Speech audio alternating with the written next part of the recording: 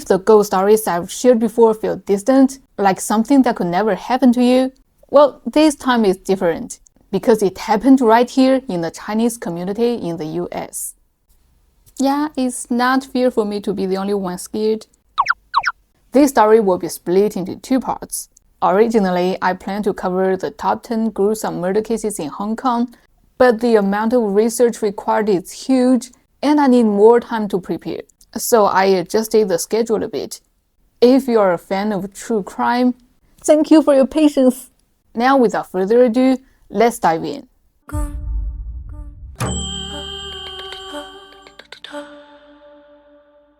The first time I noticed this house was back in high school, about 6 years ago, when my family moved to this new neighborhood.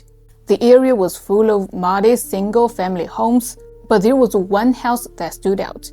It wasn't just big, it was huge, and its design was so unique that you couldn't forget it even if you wanted to.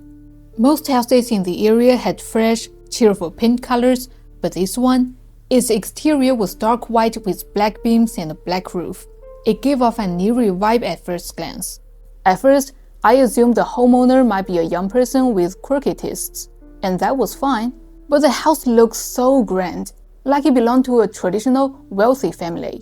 It was surrounded by an ornate iron fence and even featured 2 angel statues by the entrance. But with such traditional, high-end features, why would they choose such a bizarre color scheme? And then there was its location. The house was built at the worst possible spot, right at the corner of a busy intersection, jutting out awkwardly and partially blocking the road. Anyone who first arrives in the neighborhood will immediately notice it. I've always had mixed feelings about this house. On one hand, it felt mysterious and sent chills down my spine. On the other, I couldn't help but be curious about it. I wanted to know what was going on inside. Once high school started, I passed by the house every day on school bus.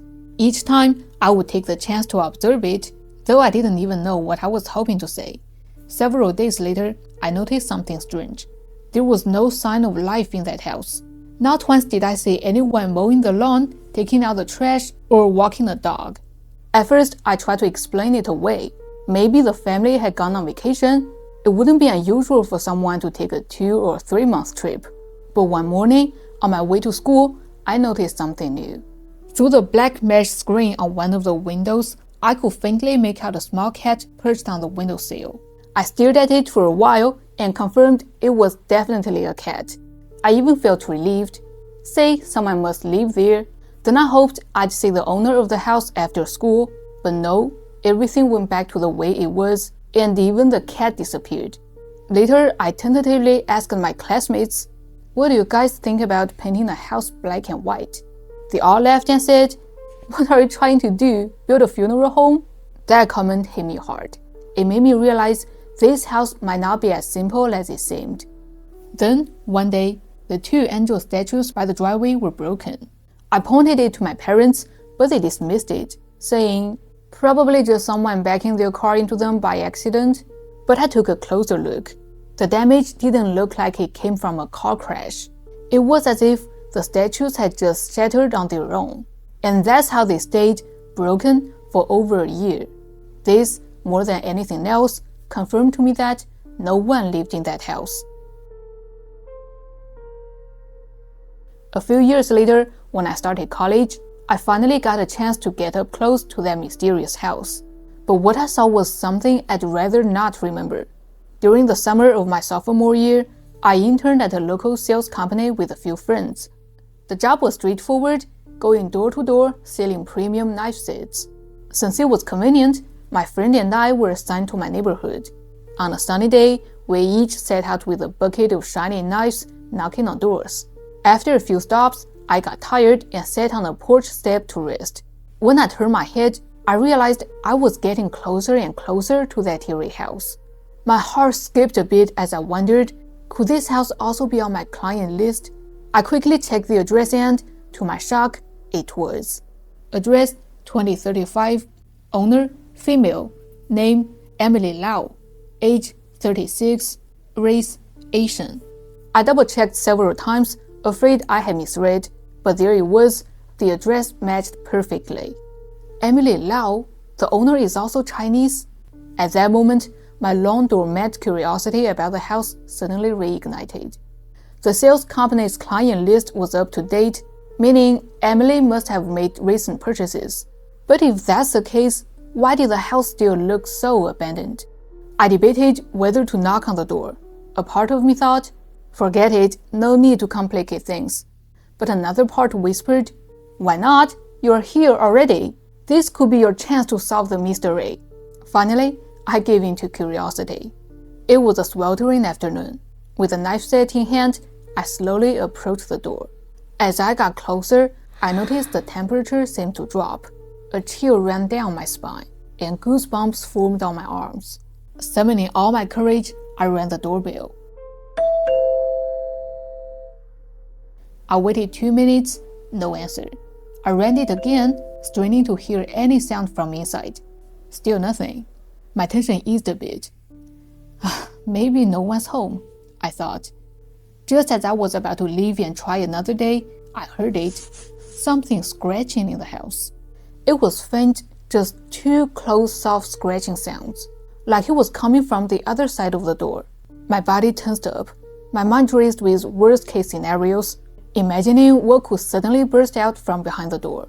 Instinctively, I stepped back a few paces, holding my breath and watching closely. Minutes passed, still no one came to the door. I wiped the sweat from my forehead, laughing at my own nerves. It's probably just a branch or something brushing against the door. Deciding to leave, I turned my back to the door. But as I walked away, I couldn't shake the feeling of being watched, as if someone or something was peeking out from the house. Every time I glanced back, though, there was nothing there. I hurried my pace, trying to shake off the unsettling sensation. That evening, I felt strangely exhilarated. It was like the long-standing mystery seemed to be solved. Excited, I called my friend to chat about work and casually brought up the house, hoping to say if she was familiar with it. My friend, who lived nearby, had also noticed the house. She said she'd seen a black cat in the window once. Someone must live there but kept a low profile. Hearing this, I realized the scratching sound could have been the cat's claws. It all made sense. In the end, I told her about my experience today. She was also intrigued and suggested we go check out the house together tomorrow. That night, I carefully reviewed Emily's file, hoping to uncover more clues. The details were intriguing. Emily Lau, female, 36 years old, Asian, a forensic pathologist, divorced, and living with her 2 kids, a boy and a girl. Strangely, the file listed 4 household members. Was there an elderly relative living with them? The notes also mentioned she was a loyal member of a local winery, which painted her as a sophisticated, independent woman who enjoyed life. The next day at 2 p.m., I met my friend at the house.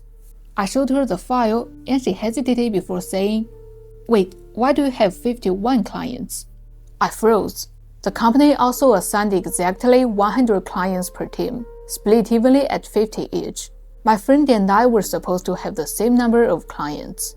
I immediately asked her to double-check her list. Sure enough, she had 50 names, while I had 51. Normally, I wouldn't care about a small mistake like this, but since it involved this house, it felt off. We double-checked and counted over and over, confirming she had 50 and I had 51. However, what sent chills down our spines was that Emily's name was listed as number 44. In Chinese culture, the number 4 sounds like the word for death, and 44 was especially ominous. Emily happened to be listed as number 44. We couldn't ignore the eerie coincidence. Realizing this, we both instinctively turned to look at that eerie house. We debated whether to knock on the door again. My friend, who grew up in the US, didn't believe in ghosts. Besides, she's a Christian and believed that as long as she wear a cross, nothing bad would happen. Then she grabbed my arms and confidently marched up to the door. We rang the bell, same as before, only the hollow sound of the chime echoed. I felt a bit relieved. But then my friend suddenly pointed to the phone number on the file. "Let's call her," she suggested. To be honest, I was scared and hesitant to make the call. However, my friend was full of enthusiasm. She grabbed my phone and called Emily directly. The person you're calling isn't available. Please leave a message after the tone. Undeterred, my friend kept calling 3 or 4 more times, but still, there was no response. Finally, she left a voicemail asking her to call back. Actually, it's not like my friend didn't find the whole situation strange. She admitted later that when we stood at the door ringing the bell, she clearly felt the temperature drop, just like what I had experienced the day before. What's more, she said it felt as if that chilly breeze was leaking out from the gap under the door. This whole thing could have ended there. After all, obsessing over a neighbor you've never met is a pretty pointless hobby. So in the days following, my friend and I just went back to our regular routine. The company's client list were back to normal, 100 names each, no more, no less, and Emily's name never showed up again. About a week later, when resting on bed, I got an anonymous text message. It was just one word, come. At first, I thought it was a prank, so I ignored it. But then, an hour later, another message came in, the same word, come. I figured someone had the wrong number, so I replied, stop sending texts, wrong number. Almost instantly, a reply came back. You, come, 2035. The moment I read it, my blood ran cold. I jumped out of bed as a chill swept through me. I didn't know what to do, just stood there, frozen, staring at my phone. Thankfully, no new messages came in after that. But I couldn't shake the number, 2035. Why did the wrong number text include that address? I panicked. The idea of being alone suddenly felt unbearable. I grabbed my phone and ran out the door straight to my friend's place, asking for help. She opened the door instantly, looking confused. Without a word, I shoved my phone into her hands. Read this, I demanded, my voice shaky. She scrolled through my messages, her brow furrowed, but instead of shock or concern, her expression turned blank. What am I looking at? She asked. I snatched the phone back and went to show her the texts, but to my surprise, they weren't there. I checked everywhere, the inbox, deleted messages, even the spam folder. Nothing. I explained everything, from the text to the eerie connection with the house. She listened quietly and then asked, wait, if it was an anonymous number, how did you reply? That question hit me like a brick. She was right. There was no number displayed, so how did my reply even go through? And how could they respond back immediately? I started to feel like I was losing my grip on reality. My friend tried to calm me down, suggesting that maybe I was just overstressed from work and my mind had played tricks on me. But I knew what I saw. Those messages were real. If this had happened in isolation, I might have been able to brush it off as a weird glitch or a prank, but given everything else, there was no way I could dismiss it. What is going on with that house? What secrets does it hide? And most importantly, who or what wants me to go to 2035? Ever since receiving the strange text messages, my once ordinary life was turned upside down. It felt as if some unseen force, like fate, was pulling me closer to that house.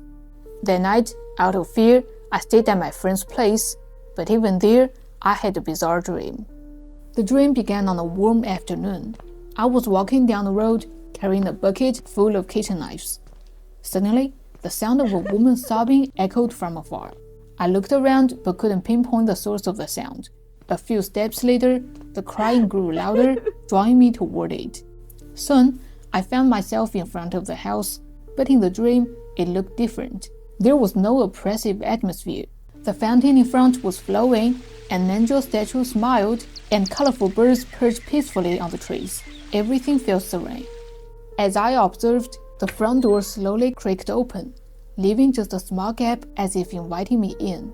Oddly enough, Dream me felt no fear of the house. With a warm breeze brushing past, I walked toward it without hesitation. But something was off. The short distance to the door seemed to stretch endlessly. No matter how much I walked, I couldn't reach it. Frustration turned into anger, and eventually, I gave up and decided to turn back. However, as I turned, the once bright sky darkened ominously, and the door behind me slammed shut with a thunderous bang. The sound startled me awake. In that half-awake state, I realized I couldn't move. Sleep paralysis had taken hold. I struggled with all my might, but it was futile. Eventually, I gave up and drifted back into a restless sleep. The next morning, I recounted the dream to my friend, who still dismissed it as my nerves playing tricks on me. I skipped breakfast and returned home and settled. The more I thought about the dream, the more it felt like an invitation, urging me to step into that house. But my gut told me to stay away, so I pushed the thought aside and went about my days. Over the following days, whenever I passed by that house, I couldn't help but glance at the door, fearing it might creak open like in my dream. To avoid it altogether, I started taking a different route. For a while, nothing strange happened. But one day, I forgot to take my detour and found myself passing by the house again. That's when I saw an elderly woman standing behind the iron fence. She was wearing a black dress with red floral patterns, holding a watering can rigidly as she tended to the plants. I froze, staring at her. She must have felt my gaze, then slowly turned her head toward me and locked her icy, unblinking eyes onto mine. The moment our eyes met, I felt like the blood in my veins had frozen solid. After a few seconds, I snapped back to my senses and bolted home. Once inside, I tried to calm myself. Why are you so scared? She's probably just a resident of the house, maybe Emily's mother. The thought somewhat erased my nerves. Then I collapsed onto the bed, tried to clear my mind. The new semester was starting soon, and I could quit the sales job and stay away from that house. With these comforting thoughts, I drifted into sleep again. However, the nightmares didn't end. This time, I was back at the house. Only now, I was in a third-person perspective, watching myself standing across the street, staring at the house. Then, the door creaked open again. I wanted to say who or what was behind it, but my view was frozen, unable to move closer. Soon, the door opened wide, and I watched as I began walking toward it, step by step. I screamed, but my words fell silent. All I could do was watching helplessly as I disappeared into the house. Then the door shut itself, leaving me standing there on an eerily empty street. The oppressive silence lingered until I woke up in a cold sweat. It was 1 a.m. and the room was deathly quiet. Unable to sleep, I turned on my computer and started searching for Emily. If she was a forensic expert, there had to be a record of her online. But despite trying multiple search engines and even the local court website, I found nothing. Then I shifted my focus to the wine boutique. The website only provides a basic introduction to the establishment with no access to its membership list. Frustrated, I jotted down the address, planning to visit the shop during the day. Suddenly, an idea struck me: to search for the house address. Being a unique identifier, it didn't take long to find related results.